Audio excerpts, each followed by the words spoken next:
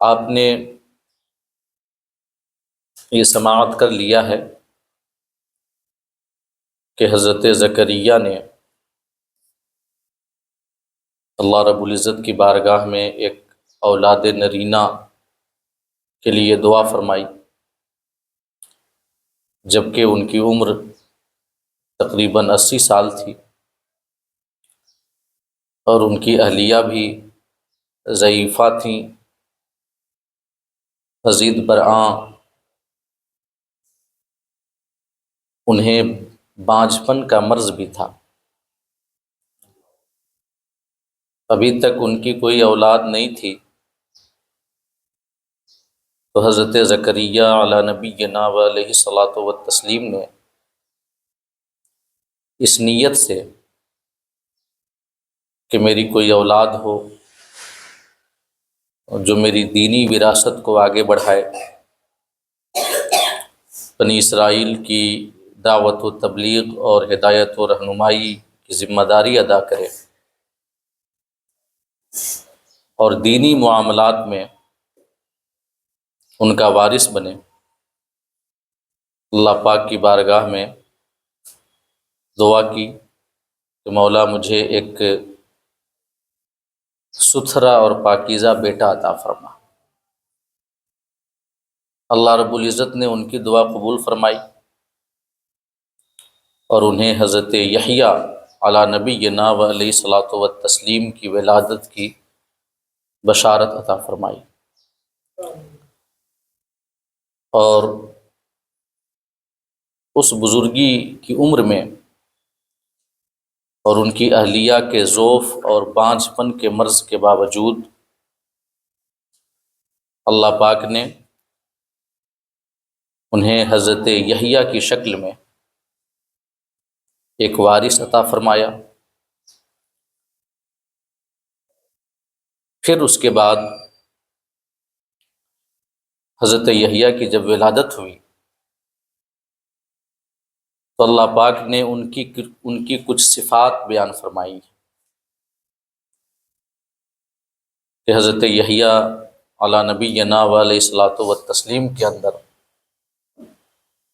کون سی صفات تھیں، اللہ پاک نے انہیں کون سے کمالات سے نوازا تھا۔ تو سب سے پہلا وصف اور سب سے پہلا کمال جو حضرت یحییٰ علی نبینا و علیہ الصلاۃ والتسلیم کا اللہ رب العزت نے بیان فرمایا وہ یہ ہے کہ ہم نے انہیں بچپنے ہی میں، اللہ پاک فرماتا ہے کہ بچپنے ہی میں ہم نے حضرت یحییٰ کو نبوت عطا فرمائی،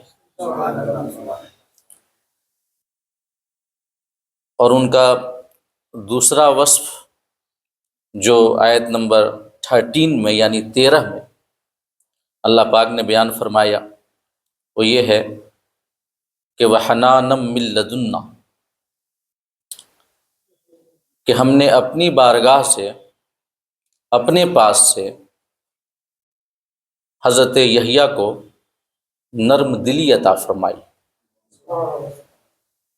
میں آپ کو بتا چکا ہوں کہ حنانن جو عربی زبان کا لفظ ہے، حنان، وہ اردو لفظ ممتا کے معنوی اعتبار سے قریب ہے، یعنی جو ممتا کا مطلب ہے وہی حنان کا مطلب ہے۔ اللہ پاک فرماتا ہے کہ ہم نے اپنے پاس سے حضرت یحییٰ کو شفقت اور نرمی عطا فرمائی کہ ان کے دل میں مخلوق خدا کے لیے بڑی نرمی تھی، بڑی شفقت تھی، اور وہ اپنی قوم کو پوری دل جمعی کے ساتھ اور پوری کوشش کے ساتھ راہ حق کی ہدایت اور رہنمائی عطا کرتے تھے۔ ان کا دوسرا وصف اللہ پاک نے بیان فرمایا کہ وہ زکاہ، ہم نے انہیں پاکیزگی عطا فرمائی۔ پاکیزگی سے مراد یہ ہے، علماء تفسیر نے فرمایا ہے کہ حضرت زکریا حضرت یحییٰ نے علی نبینا علیہ الصلوۃ والتسلیم نہ تو کبھی گناہ کیا اور نہ ہی کبھی گناہ کا ارادہ فرمایا۔ ان کے دل میں کبھی کسی ایسے عمل کے کرنے کا ارادہ بھی نہیں پیدا ہوا جو اللہ کی نافرمانی پر مشتمل ہو۔ آقائے دو جہاں صلی اللہ تعالی علیہ وسلم کی ایک حدیث پاک ہے، آپ فرماتے ہیں کہ تمام اولاد آدم نے اور تمام انسانوں نے گناہ کیا اور گناہ کا ارادہ کیا سوائے حضرت یحییٰ کے۔ تو اس میں خاص طور سے حضرت یحییٰ کی فضیلت بیان فرمائی گئی ہے کہ انہوں نے کبھی گناہ کا ارادہ بھی نہیں کیا۔ ہمارا عقیدہ تو یہی ہے کہ تمام انبیاء کرام معصوم ہیں، ان سے کبھی کوئی خطا نہیں ہو سکتی، کوئی گناہ نہیں ہو سکتا۔ اللہ رب العزت نے انہیں ارادہ گناہ سے بھی محفوظ رکھا، حضرت یحییٰ کو۔ اور ساتھ ہی ساتھ زکاتن کی ایک تفسیر یہ بھی بیان کی ہے علماء تفسیر نے کہ ان کے دل میں عورتوں کی کبھی خواہش پیدا نہیں ہوئی، وہ نہ تو نکاح کی رغبت رکھتے تھے اور نہ ہی انہوں نے کبھی نکاح فرمایا۔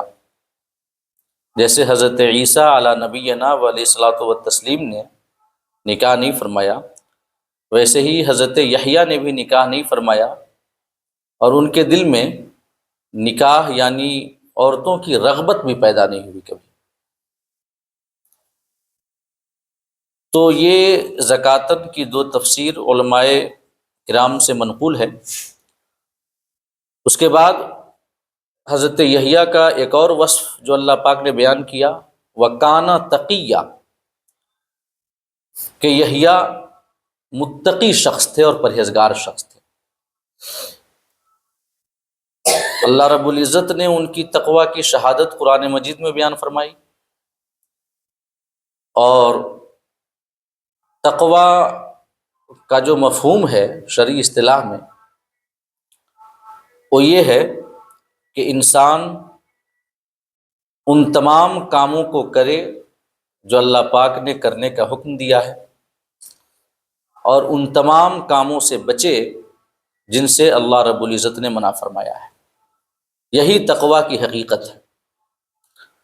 تقوی کا ایک لغوی معنی بچنا بھی ہوتا ہے، تو علماء فرماتے ہیں کہ تقوی کو تقوی اس وجہ سے کہتے ہیں کہ جو شخص اوامر و نواہی پر عمل کرتا ہے، یعنی اللہ کے فرامین پر عمل کرتا ہے، اللہ رب العزت نے جن کاموں کو کرنے کا حکم دیا ہے انہیں کرتا ہے، جن سے منع کیا ہے اور جن سے رکنے کا کہا ہے ان کاموں سے باز رہتا ہے، تو وہ شخص اللہ کے عذاب سے بچ جاتا ہے۔ اور تقوی کا لغوی معنی ہوتا ہے بچنا۔ تو متقی وہ شخص ہوتا ہے جو اللہ کے احکام کی اتباع کر کے اللہ رب العزت کے عذاب سے اپنے آپ کو محفوظ رکھتا ہے اور بچا لیتا ہے۔ تو حضرت یحییٰ کے بارے میں اللہ پاک نے فرمایا وَكَانَ تَقِيًّا، وہ متقی شخص تھے اور پرہیزگار شخص تھے۔ اس کے بعد ان کا ایک اور وصف جو بیان ہوا، اللہ پاک فرماتا ہے، آیت نمبر 14 ہے کہ وَبَرًّا بِوَالِدَيْهِ، کہ حضرت زکریا اپنے والدین کے فرما بردار تھے، اپنے اولاد کے احکام کی تعمیل کرنے والے اور ان کے ساتھ نیکی اور احسان کرنے والے تھے۔ وَلَمْ يَكُنْ جَبَّارًا عَصِيًّا، اور وہ سرکش اور نافرمان نہیں تھے۔ تو یہ وصف جو اللہ پاک نے حضرت یحییٰ کے بیان فرمایا اور ان کا کمال جو بیان کیا، اس سے یہ سمجھ میں آتا ہے کہ والدین کے ساتھ نیکی کرنا اور ان کے ساتھ حسن سلوک کرنا یہ نبوی عادتوں اور نبوی سنتوں میں سے ہے۔ کوئی بھی نبی کبھی اپنے والدین کے احکام کو ٹالنے والا نہیں ہوا، اور نہ ہی کسی نبی کی سیرت میں ہمیں یہ بات ملتی ہے کہ کبھی بھی اپنے والدین کے ساتھ غلط سلوک کیا ہو، بلکہ سارے انبیاء اپنے والدین کے ساتھ نیکی کرنے والے تھے، احسان کرنے والے تھے، اور ان کے احکام کی تعمیل کرنے والے تھے۔ اور یہ یعنی والدین کے ساتھ حسن سلوک یہ کوئی مذہب اسلام کا خصوصی حکم نہیں ہے، بلکہ یہ انسان کی فطرت میں داخل ہے۔ اللہ رب العزت نے حکم تو دیا، تو اسلام کا حکم تو ہے ایک اعتبار سے، لیکن یہ ایک آفاقی حیثیت رکھتا ہے والدین کے ساتھ حسن سلوک کرنا۔ اللہ پاک نے فرمایا ہے کہ وَوَصَّيْنَا الْإِنسَانَ بِوَالِدَيْهِ حُسْنًا، ہم نے انسان کی فطرت میں یہ بات رکھی کہ والدین کے ساتھ حسن سلوک کرے۔ تو جو شخص اپنے والدین کے ساتھ برا سلوک کرتا ہے، ان کے ساتھ نیکی نہیں کرتا، احسان نہیں کرتا، تو صرف یہ نہیں کہ وہ مذہب اسلام کے حکم کی خلاف ورزی کرتا ہے، بلکہ وہ انسانی فطرت کے خلاف عمل کرتا ہے اور انسانیت سے گرا ہوا کام کرتا ہے۔ یعنی یہ انسانی فطرت ہے ہی نہیں کہ والدین کے ساتھ غلط ویوہار کیا جائے۔ اور اگر ان دونوں کو دیکھیں کہ وَوَصَّيْنَا الْإِنسَانَ بِوَالِدَيْهِ حُسْنًا، اللہ پاک نے ایک جانب فرمایا کہ ہم نے انسان کی فطرت میں یہ بات رکھ دی کہ وہ اپنے والدین کے ساتھ حسن سلوک کرے، اور دوسری جانب والدین کے حوالے سے اسلامی تعلیمات کا ملاحظہ کریں۔ قرآن مجید کی آیات میں اللہ پاک نے صاف فرمایا ہے وَلَا تَقُل لَهُمَا اُفٍّ، کہ اپنے والدین کو اف تک نہ کہو۔ عقائد و جہاں کی بے شمار احادیث ہیں اس حوالے سے، جو میں اسی درس قرآن کی محفل میں کئی بار آپ کے سامنے بیان کر چکا ہوں، لہٰذا ان کو دہرانا کوئی ضروری نہیں ہے، آپ حضرات سب یقیناً آپ کو پتہ ہوگا۔ تو اگر ان دونوں باتوں کو دیکھیں کہ اللہ پاک نے فرمایا کہ ہم نے انسانیت کی فطرت میں یہ بات رکھی کہ والدین کے ساتھ حسن سلوک کریں، اور دوسری جانب اسلامی احکام کو دیکھیں والدین کے ساتھ حسن سلوک کے حوالے سے، تو یہ سمجھ میں آتا ہے کہ انسانیت اور مذہب اسلام کے احکام باہم لازم و ملزوم ہیں۔ ایسا نہیں ہے کہ انسانیت کوئی چیزیں دیگر ہے اور اسلامی احکام کوئی چیزیں دیگر ہے۔ کچھ لوگ یہاں پر خود بھی مغالطہ کھاتے ہیں اور دوسروں کو بھی مغالطہ دینے کی کوشش کرتے ہیں، اس قسم کی باتیں کر کے کہ مذہب انسانیت سے پرے ہے، انسانیت مذہب سے پرے ہے، انسانیت کا جو مقام ہے وہ مذہب سے اوپر ہے، یا انسانیت کو مذہب کی عینک سے نہیں دیکھتے بلکہ اسے مغرب کے بنائے ہوئے اصول کی عینک سے دیکھنے کی کوشش کرتے ہیں۔ تو یہ در حقیقت بہت بڑا فکری مغالطہ ہے۔ ہمارا اسلام جن احکام کا ہمیں حکم دیتا ہے وہ سارے احکام انسانی فطرت کے عین مطابق ہیں، اور انسانیت وہی ہے جو ہمارے مذہب اسلام نے ہمیں سکھایا ہے۔ مذہب اسلام کی تعلیمات سے جدا کہیں انسانیت کا کوئی تصور حقیقتاً نہیں پایا جاتا، ورنہ باتوں کا کیا ہے، لمبی لمبی باتیں کریں، لمبے لمبے لیکچرز دیں، یہ ایک الگ معاملہ ہے، لیکن حقیقت یہی ہے کہ انسانیت اور اسلامی احکام دونوں لازم و ملزوم ہیں، اور انسان کا ہر حکم انسانی فطرت اور انسانی طبیعت کے تقاضے کے عین مطابق ہے، دونوں میں کوئی تباین نہیں، کوئی تناقض نہیں اور کوئی اختلاف نہیں۔ تو اللہ رب العزت نے حضرت یحییٰ کا یہ وصف بیان کیا ہے کہ اپنے ماں باپ کے ساتھ نیکی کرنے والے تھے اور سرکش نافرمان نہیں تھے۔ کئی سارے اوصاف بیان ہوئے، ان اوصاف کی روشنی میں اگر ہم حضرت یحییٰ علی نبینا علیہ الصلوۃ والتسلیم کی سیرت طیبہ کو دیکھیں تو ہمیں یہ بات سمجھ میں آتی ہے کہ ان کی پوری زندگی تقویٰ سے عبارت تھی، مخلوق خدا پر شفقت سے عبارت تھی، انسانوں کی ہدایت و رہنمائی سے عبارت تھی، یہاں تک کہ انہوں نے اپنی جان کی پرواہ نہیں کی، مگر لوگوں کو انسانی جو حقوق ہیں اور ہدایت و رہنمائی ہیں ان احکام اور ان اصول کی تعلیم دی۔ ان کے حوالے سے آتا ہے کہ وہ اونٹ کے بالوں کا یا بالوں سے بنا ہوا لباس پہنتے تھے، درخت کے پتے کھاتے تھے، نہر کا پانی پیتے تھے، اور بستی اور معاشرے سے دور خلوت میں اپنا اکثر وقت گزارا کرتے تھے، سوائے ان اوقات کے جن اوقات میں وہ لوگوں کو دین کی تعلیم دیں، لوگوں کو جو اللہ رب العزت کے حکام ہیں ان حکام کی تعلیم دیں۔ ان اوقات کے علاوہ آپ اپنے اوقات خلوت میں گزارتے تھے اور بال سے بنے ہوئے لباس پہنتے تھے، درخت کے پتے اور نہر کا پانی پیتے تھے، درخت کا پتا کھاتے غذا کی شکل میں اور نہر کا پانی پیتے۔ آپ نے دعوت و تبلیغ کے لیے اپنی جان کی بھی پرواہ نہیں کی، یہاں تک کہ جو اس زمانے کا بادشاہ تھا آپ کے زمانے کا، وہ کسی ایسی عورت سے نکاح کرنا چاہتا تھا اور شادی کرنا چاہتا تھا جس سے شادی کرنا اس کے لیے جائز نہیں تھا، جائز نہیں تھا،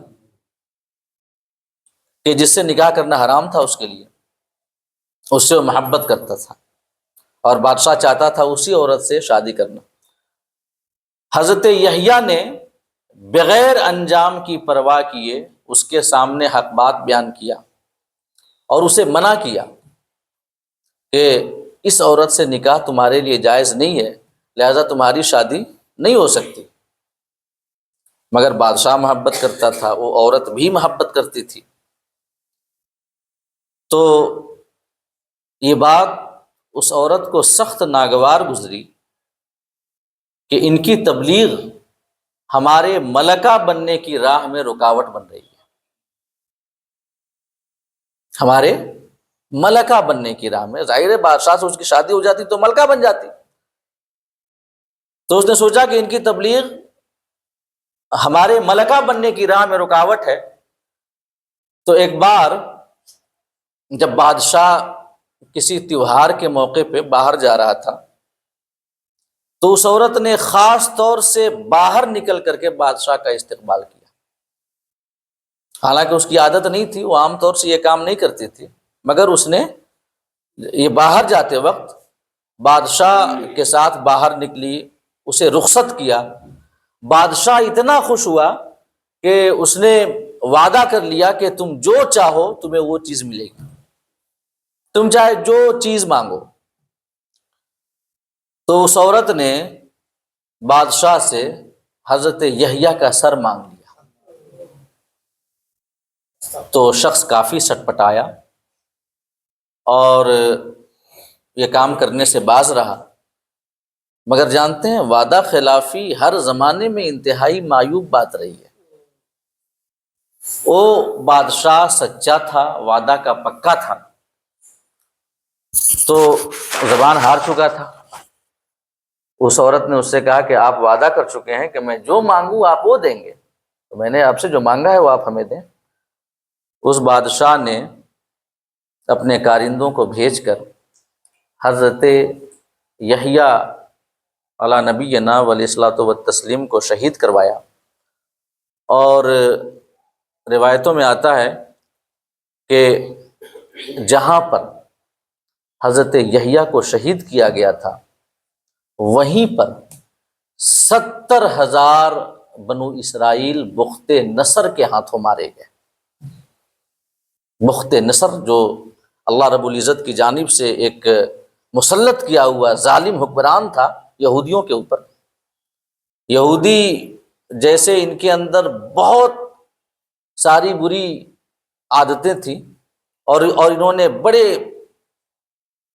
اللہ رب العزت کی نافرمانی کے کام کیے۔ انہی میں سے ایک کام یہ کہ انبیاء کرام کو شہید کرنے میں یہ بڑے آگے رہے، انتہائی جری۔ انبیاء کرام کتنے انبیاء کو انہوں نے شہید کیا۔ تو حضرت یحییٰ کو جہاں پر شہید کیا گیا اور اس بادشاہ نے حضرت یحییٰ کو جس جگہ پر شہید کرایا، اللہ پاک نے اس کے پاداش میں بنو اسرائیل کے اوپر بخت نصر کو مسلط کیا، اور اسی جگہ پہ 70,000 بنی اسرائیلی مارے گئے۔ اور جس دن حضرت یحییٰ کی شہادت ہوئی اسی دن وہ عورت بھی مر گئی جس نے آپ کے قتل کا مطالبہ کیا تھا۔ یہاں تک کہ ایک روایت میں یہ بھی آیا ہے کہ بادشاہ اپنے درباریوں سمیت زمین کے اندر دھسا دیا گیا۔ تو حضرت یحییٰ کی شہادت کے بعد اللہ رب العزت نے ایسے انتقام لیا بنو اسرائیل سے۔ تو اس سے یہ بات ہمیں پتہ چلتی ہے کہ حق بات کو بیان کرنے میں اور دعوت و تبلیغ میں حضرت یحییٰ علی نبینا علیہ الصلوۃ والتسلیم نے اپنی جان کی بھی پرواہ نہیں کی۔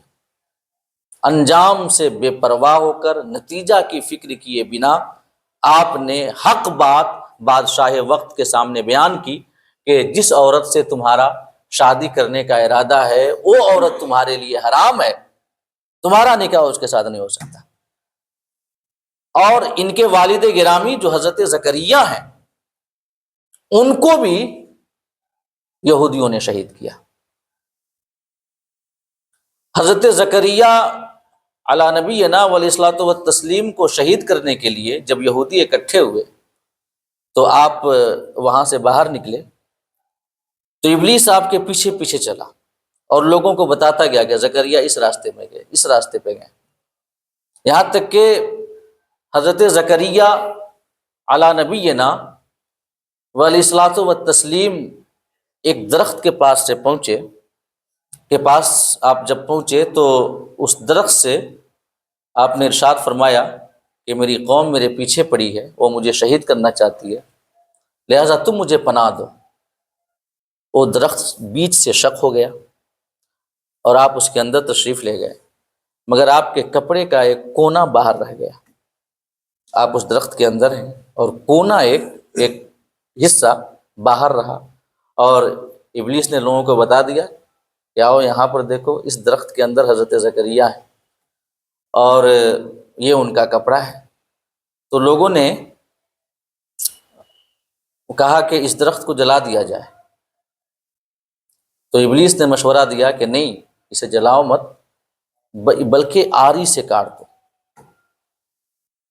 تو جب آری سے کاٹنے لگ گئے اور وہ آپ کے سر تک جب آری پہنچی تو آپ کی اب ظاہر ہے کہ درد اور تکلیف تو ہے ہی ہے، تو آپ کے منہ سے آواز نکلی درد اور تکلیف کی وجہ سے۔ اللہ رب العزت نے وہی فرمائی کہ زکریا، اللہ پاک کتنا بڑا غیور ہے، اور یہ بات فقط روایت کی حد تک صحیح ہے کہ روایت کی جائے، بیان کیا جائے فقط، باقی اس بات کو سند بنا کر کے اگر کوئی انبیاء کرام کی شان میں یا رسولان اعظام کی شان میں تنقیص کا پہلو نکالنے کی کوشش کرے تو ایسا شخص کافر ہے، اس کا ایمان سے کوئی تعلق نہیں ہے۔ ہر نبی کا ادب و احترام، ہر نبی کی عزت کرنا ایمان کی جان ہے۔ کسی نبی کی شان میں ادنا سی توہین، ادنا سی گستاخی ایمان کی جان نکال دیتی ہے۔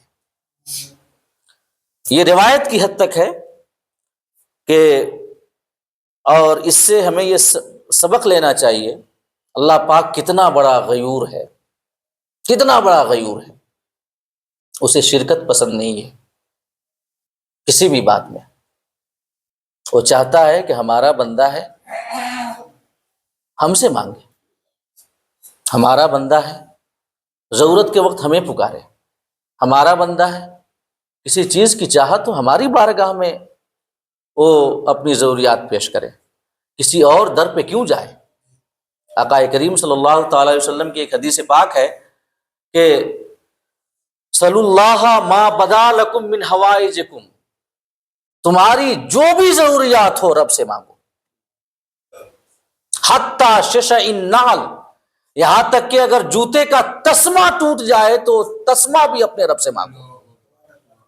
فَإِنَّهُ إِن لَّمْ يُيَسِّرْهُ لَمْ يَتَيَسَّرْ، کیونکہ اللہ پاک اگر تمہیں جوتے کا تسمہ نہ دینا چاہے تو تم تسمہ بھی حاصل نہیں کر سکتے۔ ایک اور حدیث پاک میں آیا کہ صلی اللہ حتی المل، اللہ سے مانگو یہاں تک کہ نمک کی ضرورت ہو تو بھی اللہ سے مانگو۔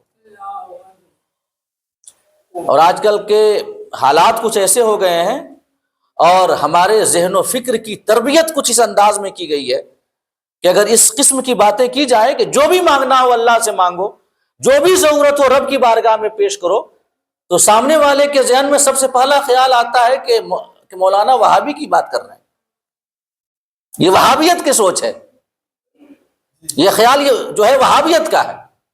یہ کتنا بڑا المیہ ہے ہمارے لیے، کتنا بڑا المیہ ہے کہ آقا کریم کی تعلیمات اور وحی الہی کے نور سے جو ہمیں ہدایتیں ملتی ہیں، وہ ہدایتیں ہمیں رب سے مانگنے کی تعلیم دیتی ہیں کہ ہم رب سے مانگیں۔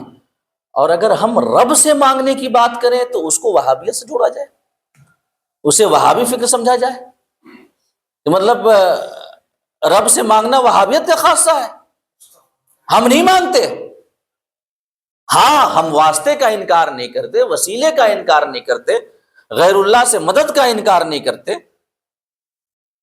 اولیاء اللہ، اللہ کے محبوب بندے قادر ہیں مدد کرنے پر، اس سے ہمیں انکار ہرگز نہیں ہے، لیکن اللہ رب العزت سے مانگنا وہابیت کا خیال ہو جائے، ہم اس فکر کی بھی سب سے زیادہ بھرپور تردید کرتے ہیں اور اس خیال کو رد کرتے ہیں۔ مانگیں، اور جو جوش، جو لذت، جو کیفیت، توحید یہ ہے کہ جو لذت و کیفیت رب سے مانگنے میں ہمارے اوپر طاری ہو نا، وہ کہیں اور نہ طاری ہو، یہ توحید کا تقاضا ہے۔ تو رب سے مانگنا چاہیے۔ اللہ پاک غیور ہے، وہ شرکت کو پسند نہیں کرتا۔ تو جب حضرت زکریا کے سر تک آری پہنچی اور ان کی زبان سے آواز نکلنے کو ہوئی، تکلیف کی وجہ سے انہوں نے چیخنا چاہا، تو اللہ پاک نے وحی کی کہ زکریا تمہیں پناہ چاہیے تھی، ہم سے مانگتے، تم نے درخت کی پناہ مانگی ہے، اب تم سمجھو درخت سمجھے۔ یہ اس کا ایک مفہوم میں آپ کے سامنے بیان کر رہا ہوں۔ تم نے درخت سے پناہ مانگی ہے، کیا میں قادر نہیں تھا؟ کیا میں تمہیں نہیں بچا سکتا تھا؟ اگر تمہاری زبان سے ایک آواز بھی نکلی تو میں تمہارا نام صابرین کی فہرست سے باہر کر دوں گا۔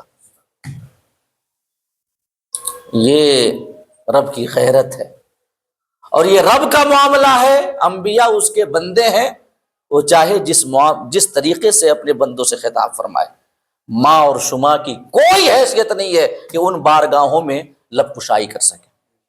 یہ محض روایت کی حد تک ہے کہ روایت بیان کی جائے اور اس سے سبق دیا جائے اور رب کی غیرت لوگوں کو بتائی جائے کہ ہمارا رب کتنا بڑا غیور ہے کہ وہ کسی معاملے میں کبھی شرکت کو پسند نہیں کرتا. تو حضرت زکریہ علی نبینا علیہ الصلوۃ والتسلیم کو آرے سے چیر دیا گیا. یہ یہودیوں کے کرتوت ہیں جن کی وجہ سے ذلت ان کا مقدر ہے. وقتی کامیابی الگ چیز ہے، مگر قوموں کی تاریخ میں 50 60 70 سال کچھ نہیں ہوتے. ان کی مجموعی ہسٹری دیکھیں، ہر زمانے میں یہ ذلیل ہوئے. سمجھ گئے؟ کچھ وقتوں کے لیے، کچھ سالوں کے لیے کچھ حاصل کر لینا یہ کوئی بڑی بات نہیں ہے، مجموعی حیثیت ان کی ذلت کی رہی ہے. اللہ پاک نے فرمایا وَضُرِبَتْ عَلَيْهِمُ الذِّلَّةُ، ذلت ان کے اوپر مسلط کر دی گئی ہے، ذلیل ہو کر رہیں گے. یہ وقتی ترقی ہے، یہ وقتی عروج ہے.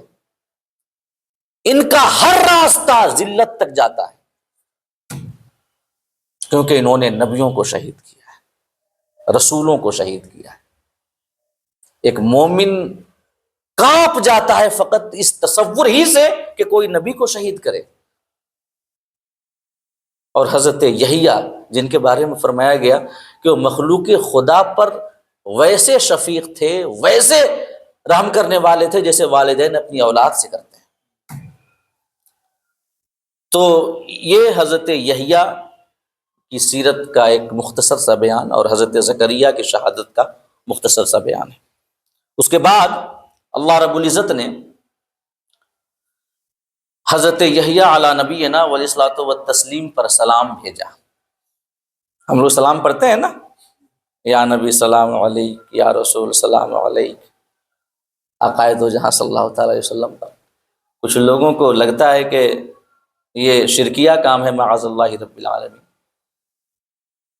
یا یہ کوئی غلط کام ہے. انبیاء کرام پر سلام بھیجنا رب کی سنت ہے. جیسے درود بھیجنا، دیکھیے درود سے تو انکار نہیں کر پاتے، سلام کا بڑی شد و مت کے ساتھ انکار کرتے ہیں، سلام کا. حالانکہ قرآن مجید کی ایک نہیں کئی آیات اس بات پر شاہد عدل ہے. قرآن پاک میں اللہ پاک نے بیان فرمایا ہے، جہاں پر یہ بیان ہے کہ ان اللہ و ملائکتہ یصلون علی النبی، اللہ رب العزت اور اس کے فرشتے نبی پر درود بھیجتے ہیں. یا ایھا الذین آمنوا صلوا علیہ، اے ایمان والو ان پر تم بھی درود بھیجو. اس کے بعد سپریٹلی ایک اور حکم بھی دیا گیا ہے، وسلموا تسلیما، اور خوب خوب سلام بھی بھیجو. اب مطلقاً ہے، مطلقاً یہ نہیں کہا گیا ہے کہ یہ سلام بھیجو، یہ سلام بھیجو، یا اس زبان میں بھیجو یا اس زبان میں بھیجو، مطلقاً. اور اصول تفسیر کا قاعدہ ہے کہ مطلق اپنے اطلاق پر جاری ہوتا ہے، مطلب وہ عام ہے تو عام ہی رہے گا. اللہ پاک نے فرمایا سلام بھیجو، عام فرمایا، چاہے اردو میں بھیجیں، چاہے عربی میں بھیجیں، چاہے فارسی میں بھیجیں، چاہے بیٹھ کر کے بھیجیں، چاہے کھڑے ہو کر کے بھیجیں. ایک عام جو مفہوم نکلتا ہے، اللہ پاک نے یہ تو نہیں فرمایا کہ بیٹھ کر کے بھیجو، کھڑے ہو کر کے مت بھیجو، عام کہا گیا وسلموا تسلیما، سلام بھیجو. تو چاہے جیسے بھیجے. اور چونکہ کھڑا ہونا ہمارے کلچر میں ادب کی علامت سمجھا جاتا ہے، اور صرف ہمارے کلچر میں نہیں، یہ عرب کے کلچر میں بھی ہے. حضرت سعد ایک بار آقائے دو جہاں کی بارگاہ میں تشریف لائے، آپ کے قبیلے کے کچھ لوگ موجود تھے. آقائے دو جہاں صلی اللہ تعالی وسلم نے حضرت سعد کے قبیلے والوں سے فرمایا کہ قوموا لسیدکم، اپنے سردار کے ادب کے لیے کھڑے ہو جاؤ. تو یہ تقریباً ہر کلچر ہے، ہر کلچر میں کھڑا ہونا ادب کی علامت ہے. سلام بھیجنے کا حکم دیا گیا. اب یہ سلام ہم جتنے ادب سے بھیجیں وہ قبولیت کے اتنے زیادہ قریب ہوگا، اور کھڑا ہونا زیادہ ادب ہے، لہذا کھڑے ہو کر سلام بھیجیں تو یہ قبولیت کے اور زیادہ قریب ہے. بیٹھ کے بھی بھیجیں، بھیجو تو مطلب کسی کو اگر کھڑے ہو کر کے سلام بھیجنے پر اعتراض ہے، چلو کھڑے ہو کر کے مت بھیجو، فرض نہیں ہے، میں بھی نہیں کہتا، بیٹھ ہی کر کے بھیجو، لیکن بھیجو. وسلموا تسلیما، اللہ کا حکم ہے، سلام خوب خوب سلام بھیجو.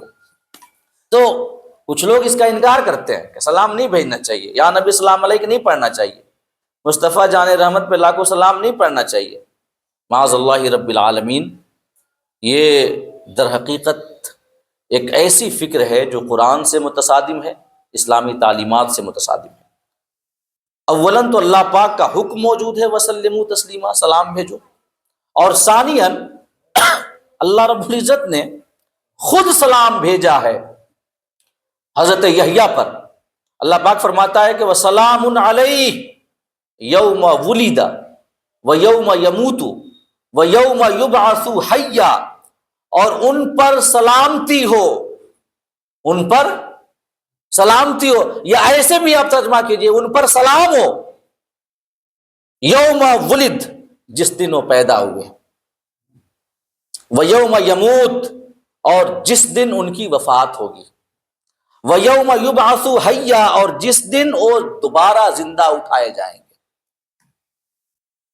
یہاں پہ سلام بھیجا گیا، اور یہ سلام 3 بار بھیجا گیا، 3 حالتوں کے ساتھ۔ پہلی حالت یوم ولد، جس دن وہ پیدا ہوئے اس روز ان کے اوپر سلام، جس روز پیدا ہوئے۔ تو انسان جب پیدا ہوتا ہے تو پہلی دفعہ ایک دنیا سے دوسری دنیا میں آتا ہے۔ یہ عالم شہادت، عالم رنگ و بو، اس کے لیے ایک اجنبی دنیا ہوتی ہے۔ وہ یہاں کے احوال سے واقف نہیں ہوتا، یہاں کے معاملات سے بے خبر ہوتا ہے، تو یہ ایک وحشت کا باعث ہے۔ ظاہر ہے کسی بھی اجنبی، اگر ہم اجنبی جگہ پر جائیں، کوئی بھی اجنبی جگہ ہو، جب وہاں پر جائیں گے تو وحشت تو ہوگی نا۔ ہم جہاں کبھی نہیں گئے، تو جب انسان پیدا ہوتا ہے ایک دنیا سے دوسری دنیا کی جانب منتقل ہوتا ہے، اجنبیت ہوگی، وحشت ہوگی۔ اللہ پاک نے فرمایا وسلام علیہ، اس روز جس دن وہ پیدا ہوئے، جس روز وہ عالم ارواح سے عالم رنگ و بو اور عالم شہادت اس دنیا میں آئے، اللہ پاک فرماتا ہے اس روز بھی ان کے اوپر سلام ہو۔ اور جب انسان اس دنیا سے کوچ کرتا ہے، ایک زمانے تک وہ یہاں رہتا ہے، یہاں کے احوال و قوائف سے باخبر ہو جاتا ہے، یہاں کے معاملات کو سمجھ جاتا ہے، پھر اس کے بعد کوچ کرنے کا حکم ہوتا ہے، اور یہاں سے وہ منتقل ہوتا ہے عالم برزخ کی جانب۔ عالم برزخ جو کہ قبر کی ایک زندگی ہے، قبر کی ایک دنیا ہے، جو کہ عالم حشر سے پہلے ہے۔ میں غالباً پہلے بتا چکا ہوں کہ جو انسانی حیات کی گردش ہے اور انسانی زندگی کا جو سائیکل ہے، عالم ارواح سے شروع ہوتا ہے۔ عالم ارواح یعنی جہاں پر انسان کو سب سے پہلے پیدا کیا گیا، جہاں پہ ہم روحوں کی شکل میں رہتے تھے۔ حضرت عائشہ صدیقہ رضی اللہ تعالی عنہا کی حدیث ہے کہ آقا فرماتے ہیں کہ الارواح جنود مجندہ، یعنی روحیں گروہوں کی شکل میں رہتی تھی عالم ارواح میں، یہاں آنے سے پہلے، اس دنیا میں آنے سے پہلے وہاں گروہوں کی شکل میں رہتی تھی۔ فما تعارف منہا، جن روحوں کے درمیان وہاں جان پہچان رہی، اوتلف، جب وہ یہاں آئیں گی وہ روحیں انسانی پیکر میں ڈھل کر کے، تو ان میں یہاں بھی باہم الفت رہے گی، محبت رہے گی، جان پہچان رہے گی۔ ہم اور آپ یہاں ملے، یہ اس بات کی دلیل ہے کہ ہم وہاں مل چکے ہیں، سمجھ گئے؟ اگر وہاں نہ ملتے تو یہاں نہ ملتے۔ یعنی وہ نہیں کہتے ہیں کہ صدیوں کا تعلق ہے، واقعتاً صدیوں کا تعلق ہے، ہزاروں سالوں کا تعلق ہے، سمجھ؟ تو عالم ارواح ہے جہاں پر سب سے پہلی دفعہ ہمیں پیدا کیا گیا، اور اس کے بارے میں آپ جانتے ہیں کہ اللہ رب العزت نے وہاں روحوں سے وعدہ لیا، کیا میں تمہارا رب نہیں ہوں؟ سب نے اقرار کیا ہاں رب، کہ ہاں میرے مولا تو ہی ہمارا رب ہے۔ پھر اس کے بعد اللہ پاک نے انبیاء کی روحوں سے وعدہ لیا، وہ سارے معاملات وہاں پر ہوئے۔ اس دنیا کے بعد ہم منتقل ہوتے ہیں اس عالم شہادت کی جانب، لیکن یہ انتقال ڈائریکٹلی نہیں ہوتا۔ ایسا نہیں ہوتا کہ وہاں سے سیدھے ہمیں اٹھا کر کے پھینک دیا جائے کہ جاؤ اب عالم ارواح سے عالم شہادت کی جانب، یعنی اس دنیا کی جانب، بلکہ اس سے پہلے ہم ماں کے شکم میں ایک وقت گزارتے ہیں، وہ بھی گویا ایک برزخ کی طرح ہے۔ ایسے کہ ماں کے شکم میں جب ہم رہتے ہیں تو ہمارا تعلق عالم ارواح سے بھی رہتا ہے اور عالم شہادت یعنی اس دنیا سے بھی رہتا ہے، دونوں دنیا سے، کہ تاکہ سیدھے نہ چلے جائیں، ورنہ پیدا ہوتے ہی انسان نہیں مر جائے گا، ہارٹ اٹیک آ جائے گا، یہ ہم کہاں آ گئے اچانک؟ تو پہلے ماں کے شکم میں رہتا ہے تاکہ یہاں سے بھی کچھ انسیت ہو جائے، ٹھیک ہے؟ تو یہ عالم شہادت، یہاں پہ ہم امتحان کے لیے آئے۔ الذی خلق الموت والحیات لیبلوکم ایکم احسن عملا، اللہ پاک نے زندگی اور موت کی یہ سائیکل اور گردش اس عالم شہادت کے لیے بنائی ہے کہ تاکہ وہ لوگوں کو آزمائے، امتحان لے، پریکشا لے۔ یہاں ہم امتحان کے لیے آئے۔ جب امتحان کا وقت یہاں ختم ہو جاتا ہے پھر ٹرانسفر کا حکم ہوتا ہے کہ اس عالم شہادت سے نکلو اور پھر ہمارا سفر شروع ہوتا ہے عالم حشر کی جانب۔ لیکن عالم حشر سے یہاں سے ہمیں ڈائریکٹلی اٹھا کر کے وہاں نہیں پہنچا دیا جاتا ہے، جیسے ہم عالم ارواح سے اس دنیا میں ڈائریکٹلی نہیں آئے تھے، بلکہ ماں کے شکم میں کچھ دن رہے، کچھ مہینے، اور اس کا تعلق، اس دنیا کا تعلق وہاں سے بھی تھا، یہاں سے بھی تھا۔ ویسے ہی عالم حشر میں جانے سے پہلے ہمیں عالم برزخ میں رکھا جاتا ہے، قبر میں، اور قبر کا تعلق ایک اعتبار سے اس دنیا سے بھی ہے اور اس دنیا سے بھی ہے۔ اس دنیا سے ایسے ہے کہ قبر اسی زمین پر ہے، کہاں ہے؟ اسی زمین پر ہے نا، قبر تو یہی بنتی ہے ہماری، تو گویا وہ ماں کے شکم کی طرح ہے ایک اعتبار سے۔ قبر کا تعلق اس عالم شہادت سے بھی ہے اور عالم حشر سے بھی ہے، تو وہاں پہ ہم رہتے ہیں، ایک انتظار کی کیفیت ہے کہ رزلٹ آنے والا ہے، امتحان دے چکے ہیں، کاپی سبمٹ ہو چکی ہے، اب دیکھیے فیل یا پاس کیا ہوتا ہے۔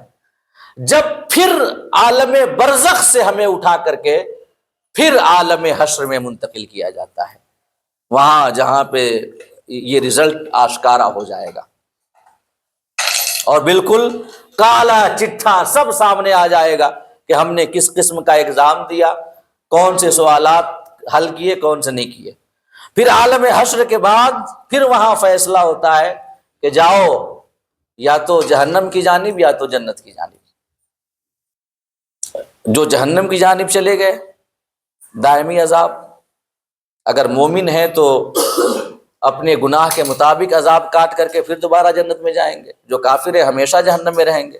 پھر اس کے بعد جنت میں انسان پہنچتا ہے، تو جنت میں پہنچ کر کے گویا انسان وہیں پہنچ جاتا ہے جہاں سے آیا تھا، ایک پوری گردش مکمل ہو جاتی ہے، جہاں سے آیا تھا وہیں پہنچ جاتا ہے۔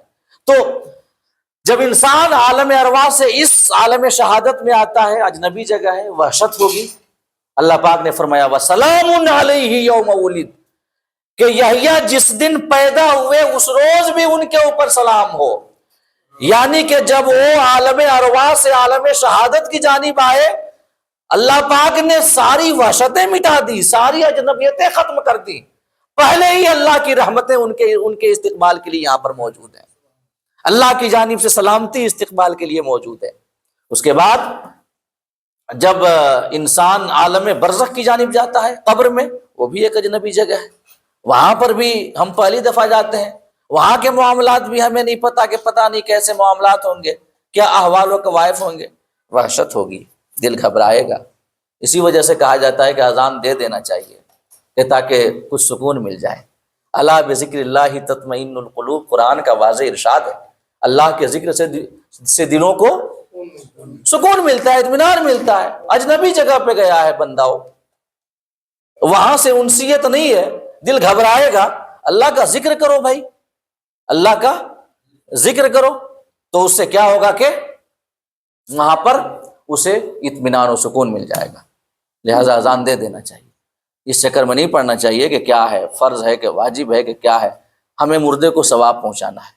ہم بھی نہیں کہتے فرض ہے، ہمیں مردے کو اطمینان دلانا ہے، اللہ کا ذکر کر رہے ہیں، اطمینان مل جائے گا، اور نہیں کرنا ہے تو نہ کرو، تمہارے مردے تم جانو اطمینان دلانا ہے کہ نہیں دلانا ہے۔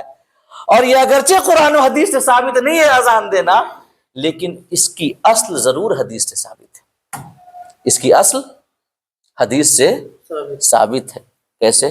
آقائے دو جہاں صلی اللہ تعالی علیہ وسلم ایک جنازے میں تشریف لے گئے، دفن کرنے کے بعد آقا وہاں پہ کچھ دیر تک کھڑے رہے اور آقا نے تسبیح کی، اللہ اکبر اللہ اکبر۔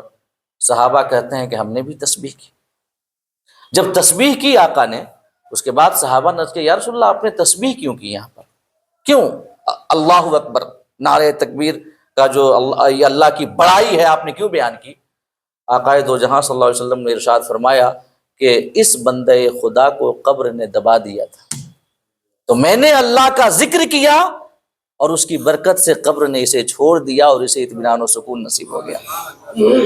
تو اگرچہ ڈائریکٹلی نہیں حکم ہے اذان دینے کا، لیکن اللہ اکبر کی اصل تو موجود ہے نا۔ اذان میں اللہ اکبر نہیں ہے کیا؟ ہے نا؟ تو بات ختم ہو جاتی ہے۔ جب اصل ہے تو ہے۔ اور ایسے بھی حدیثوں سے ثابت ہے، عقائد و جہاں فرماتے ہیں کہ مردے کو دفن کرنے کے بعد فوراً وہاں سے نہیں آ جانا چاہیے، بلکہ وہاں پر بیٹھنا چاہیے۔ آقا کی حدیث ہے اتنی دیر تک کہ ایک اونٹنی کو ذبح کر کے اس کا گوشت تقسیم کر دیا جائے، جتنی دیر میں اتنی دیر تک وہاں بیٹھو، وہاں بیٹھو، آقا کا حکم ہے۔ ہاں 1-1.5 گھنٹہ بیٹھنا، ہاں بیٹھنا چاہیے، زیادہ لگے گا 1 گھنٹہ نہیں۔ اب ظاہر سی بات ہے آقا نے فرمایا کہ بیٹھو، اور اس کی وجہ بھی آقا نے بیان کر دی۔ آقا نے فرمایا کہ وہ مردہ نئی جگہ پر گیا ہے، اس کا دل گھبرائے گا، رہو کچھ دیر اس کے ساتھ تاکہ اس کو اطمینان نصیب ہو جائے، سکون نصیب ہو جائے۔ یہ آقا کی حدیث ہے۔ ایک چیز ہم لوگ یہ سنتے آئے تھے ہاں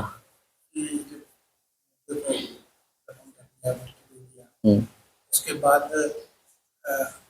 40 قدم ہٹنے کے بعد پھر منکر نکیر آتے ہیں، یہ بچپن سے سنتے آئے تھے۔ 40 قدم کوئی ضروری نہیں ہے۔ عقائد و جہاں کی حدیث ہے جو بخاری میں موجود ہے اور مسلم میں موجود ہے۔ آقا فرماتے ہیں اذا اقبر المیت وتولی عنہ اصحابہ اتاہ ملکان، کہ جب میت کو قبر میں دفن کر دیا جاتا ہے اور اس کے ساتھی چلے جاتے ہیں تو اس کے پاس 2 فرشتے آتے ہیں۔ یہ حدیث صحیح ہے بخاری مسلم کے اندر، اور پھر اس کے بعد اس سے سوال پوچھتے ہیں 3۔ تو اس میں 40 قدم کا تو تذکرہ نہیں ہے۔ علماء اس حدیث کی تشریح میں فرماتے ہیں کہ اکثر لوگ جب چلے جائیں، اکثر لوگ جب وَتَوَلَّى عَنْهُ أَصْحَابُهُ، اس کے ساتھ ہی چلے جائیں۔ اس کے بعد آقا نے فرمایا اسی حدیث میں حَتَّى لَيَسْمَعَ قَرْعَ نِعَالِهِمْ، تو وہ مردہ اپنے ساتھیوں کے جاتے وقت ان کے جوتوں کی آواز سنتا ہے۔ یعنی مرنے کے بعد سب کچھ ختم نہیں ہو جاتا، سننے کی طاقت رہتی ہے۔ عام مردوں کی یہ بات ہے، اللہ والوں کی بات کتنی بڑی ہے۔ عام مردہ وہیں سے سن لیتا ہے، اگر اللہ والے بغداد سے سن لیں تو کیا حرج ہے کہ نہیں ہے؟ سنانے والا تو اللہ ہی ہے، وہ چاہے قریب سے سنا دے چاہے بعید سے سنا دے۔ تو میں عرض کر رہا تھا کہ اسی حدیث میں یہ بھی ہے کہ وہ آواز بھی سنتا ہے۔ تو اس میں ہے کہ ساتھی لوگ جب واپس چلے جائیں، آقا نے فرمایا، تو اب ظاہر ہے کہ سارے ساتھیوں کا تذکرہ نہیں ہے، ساتھی، اور ایک قاعدہ ہے حکم الاکثری حکم الکل، اکثر کا حکم کل کا حکم ہوتا ہے۔ لہٰذا جب اکثر ساتھی چلے جائیں تو منکر نکیر آ جاتے ہیں اور پھر سوال کرتے ہیں۔ باقی 40 قدم کا ذکر اس حدیث میں نہیں ہے، اور یہ بھی کوئی ضروری نہیں ہے کہ جب سارے لوگ چلے جائیں تبھی اذان دیا جائے۔ کچھ لوگ انتظار کرتے ہیں کہ سارے لوگ چلے جائیں تب اذان دیں، نہیں، بلکہ جب اکثر لوگ چلے گئے منکر نکیر آ جائیں گے اسی وقت، لہٰذا اسی وقت اذان دینی چاہیے کہ تاکہ اللہ کے ذکر سے سکون بھی مل جائے اور ساتھ ہی ساتھ اس کے جواب دینے میں آسانی بھی ہو جائے۔ تو میں عرض کر رہا تھا کہ عقائد و جہاں نے فرمایا کہ بیٹھو کچھ دیر وہاں پر، اتنی دیر کہ ایک اونٹنی کو ذبح کر کے اس کا گوشت تقسیم کر دیا جائے، 2-3 گھنٹے لگ سکتے ہیں، تو وہاں بیٹھو۔ اب ظاہر ہے بیٹھنے کا حکم ہے تو خالی ایسی تھوڑی ہے کہ بیٹھ کے گپے ہانکو، ذکر ہی کرو، قرآن پڑھو، تسبیح کرو، تحلیل کرو۔ آقا نے فرمایا کیوں؟ جب بیٹھو گے تو اطمینان ملے گا، الا بذکر اللہ تطمئن القلوب، اللہ کے ذکر سے اطمینان ملتا ہے۔ لہٰذا اگرچہ اذان دینے کا حکم نہیں ہے قرآن و حدیث کے اندر صراحت کے ساتھ، لیکن ہر چیز کا صراحت کے ساتھ حکم ہونا ضروری بھی نہیں ہے۔ ہر چیز کا حکم قرآن و حدیث میں اگر صراحت کے ساتھ ڈھونڈنے لگ جائیں تو زندگی اتنی دشوار ہو جائے گی کہ ایک قدم نہیں چل پائیں گے۔ اسی وجہ سے فقہا کی ضرورت پڑتی ہے، جو کہ قرآن و حدیث سے دلائل نکال کر کے ہمیں بتاتے ہیں کہ دیکھو یہ صحیح ہے یہ غلط ہے۔ تو اصل موجود ہے، ذکر کیا جائے، اذان میں ذکر ہے، لہٰذا اذان دے دیجیے۔ اب اگر کوئی اپنے مردوں کو اطمینان نہیں پہنچانا چاہتا تو سمجھے، ہے کہ نہیں، ہم تو پہنچائیں۔ حی علی الصلاۃ پڑھا جائے گا؟ جب اذان ہے تو ہاں پڑھیں بالکل پڑھیں، اذان ہے نا، پڑھیں بالکل پڑھیں، کوئی ضروری نہیں ہے نا کہ یہ اذان، دیکھیے اذان کا حکم حدیثوں سے ثابت ہے۔ جب کوئی مصیبت آئے، جب کوئی تکلیف ہو، آگ لگ جائے، تو اس وقت تو نماز نہیں پڑھی جائے گی، لیکن وہاں پر اذان ہے تو حی علی الصلاۃ کہا جائے گا، تو حی علی الصلاۃ وہاں نہیں کہا جائے گا، کہا جائے گا۔ جب بچے کی ولادت ہو تو اس وقت حکم ہے کہ اذان دو، اور جتنی جلدی ہو سکے اتنی جلدی اذان دو، کیونکہ اگر اذان دینے میں تاخیر ہو جائے تو مرگی کے مرض ہونے کا خطرہ ہوتا ہے۔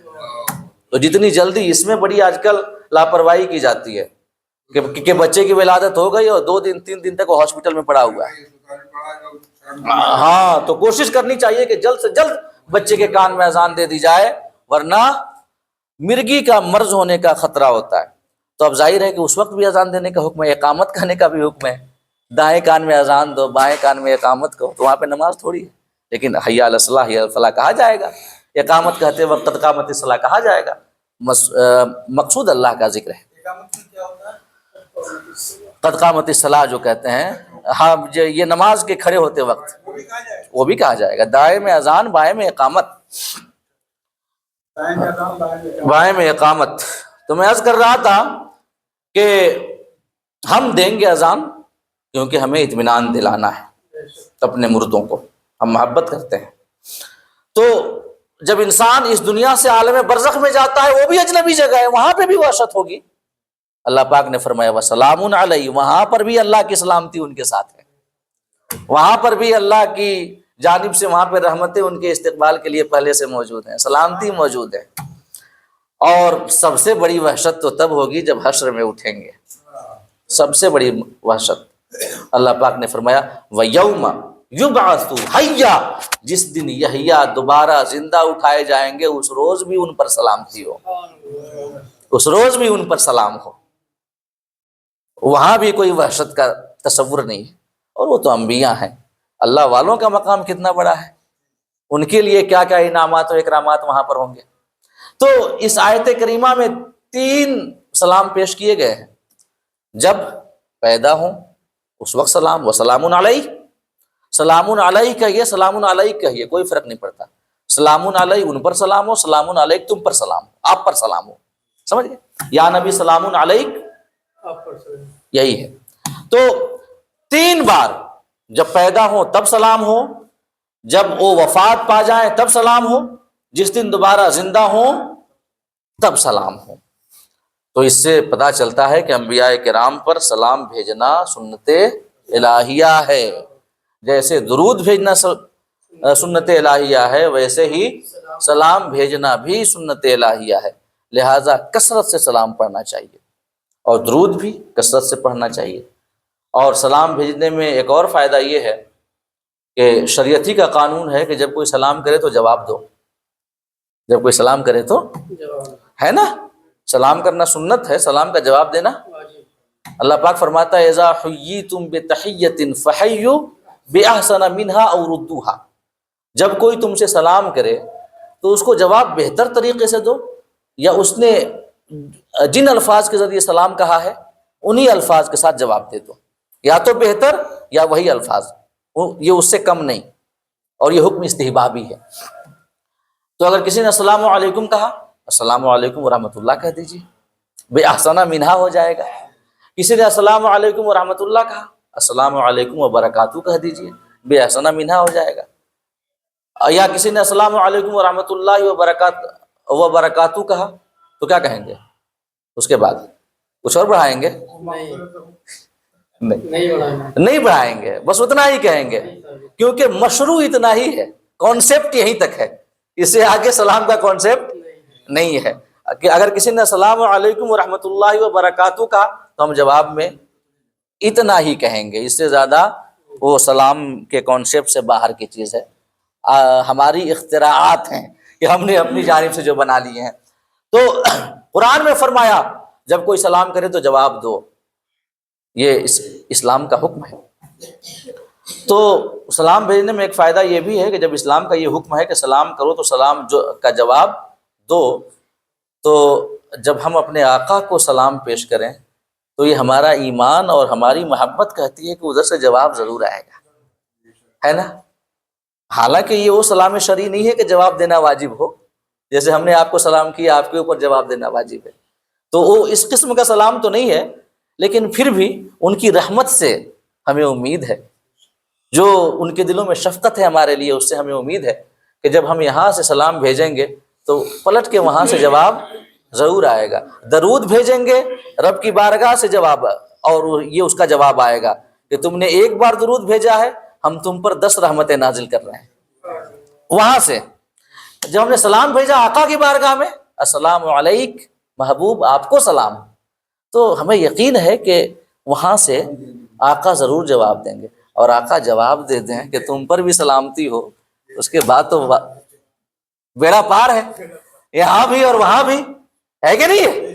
تو سلام بھیجنا ایک اعتبار سے ہمارے لیے زیادہ فائدہ مند بھی ہے، درود بھیجنا بھی بہت زیادہ فائدہ مند ہے، ہم تقابل نہیں کر رہے ہیں، آپ تقابل مت کرنے لگیے گا کہ ماں صاحب نے ایسے کہا تھا، لیکن ہاں سلام بھیجیں، ہمیں امید ہے آقا کی رحمت سے کو جواب دیں گے۔ ہم جب درود پڑھتے ہیں نا، رب کی بارگاہ میں دعا کرتے ہیں، اللہم صلی علی محمد وعلی آل محمد واصحاب محمد، مولا ہمارے آقا پر تو درود یعنی رحمت نازل فرما، ان کی آل پہ رحمت نازل فرما، ان کے اصحاب پہ تو رحمت نازل فرما۔ ہم اللہ سے دعا کرتے ہیں، جواب اللہ ہی سے آتا ہے، ہم وہاں تو رحمت نازل کریں گے ہی، تم پر بھی رحمت نازل کریں گے، کیونکہ تم نے ہمارے محبوب کے لیے رحمت کی دعا کی ہے۔ لیکن جب ہم سلام کرتے ہیں تو ڈائریکٹلی آقا کی بارگاہ میں کہتے ہیں السلام علیکم یا رسول اللہ، اے اللہ کے رسول آپ پر سلام ہو، آپ پر سلام ہو، ڈائریکٹلی۔ حالانکہ یہ بھی ایک دعا ہی ہے، نیت یہی ہے کہ اللہ سلام بھیجے گا، لیکن یہ ڈائریکٹلی انوالو کر رہے ہیں نا، ہم ڈائریکٹلی کہہ رہے ہیں یا نبی سلام علیک، اے نبی آپ پر سلام ہو۔ تو چونکہ ڈائریکٹلی آقا سے سلام کر رہے ہیں، ہمیں امید ہے کہ آقا جواب دیں گے، اور جب دیں گے اور کہہ دیے وہ ادھر سے آ گیا وعلیکم السلام، تب تو یہاں بھی بیڑا پار وہاں بھی بیڑا پار، وارے نیارے ہو جائیں گے ہمارے، ہے کہ نہیں ہے؟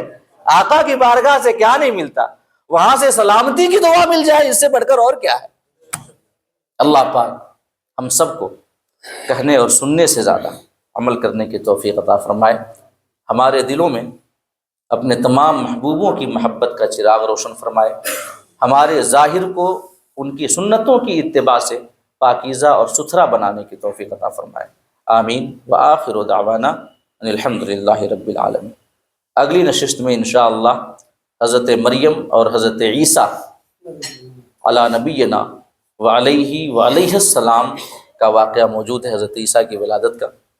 اللہ پاک ہم سب کو توفیق دے کہ زیادہ سے زیادہ دین کی بات سیکھیں اور لوگوں کو سکھائیں۔